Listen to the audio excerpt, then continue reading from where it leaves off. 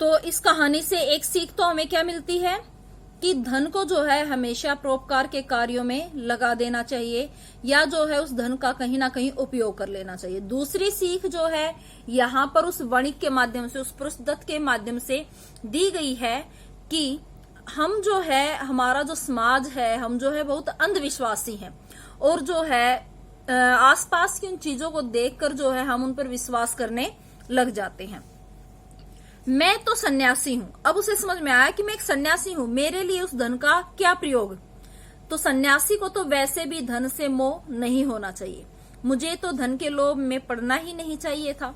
भगवान ने मुझे शिक्षा देने के लिए ही यह सब किया है।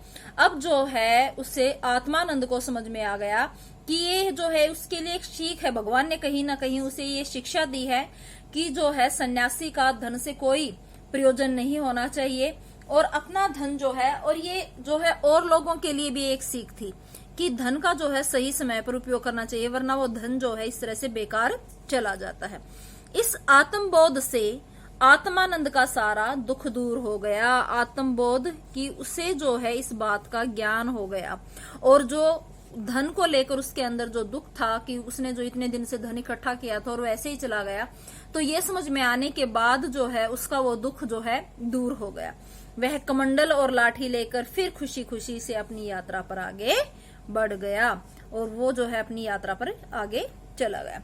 तो बेटा देखो, आपको जो है ये कहानी पूरी तरह से समझ में आ गई होगी, और इस चैप्टर को जो है आपकी कक्षा में देने का कारण भी यही है कि वो जो है समझाना चाहता है कि जो है हमें अंधविश्वास में नहीं पड़ना चाहिए, हमें धन से ज्यादा जो है लोभ नहीं करना चाहिए, लालची नहीं बनना चाहिए, धन का जो है ज्यादा मोह अच्छा नहीं होता है।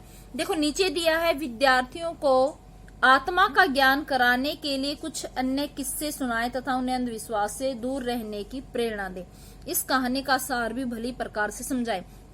देखो, अंधविश्वास हम जो है किसी साधु संत पर जो है आसानी से विश्वास कर लेते हैं, लेकिन हमें पता नहीं होता कि वो झूठा है सच्चा है। ऐसा नहीं है, संसार में बहुत से साधु ऐसे भी हैं जो दूसरों की भलाई के लिए काम करते हैं, लेकिन हम जो है आंख मूंद कर किसी पर विश्वास कर लेते हैं, वो एक अंधविश्वास है।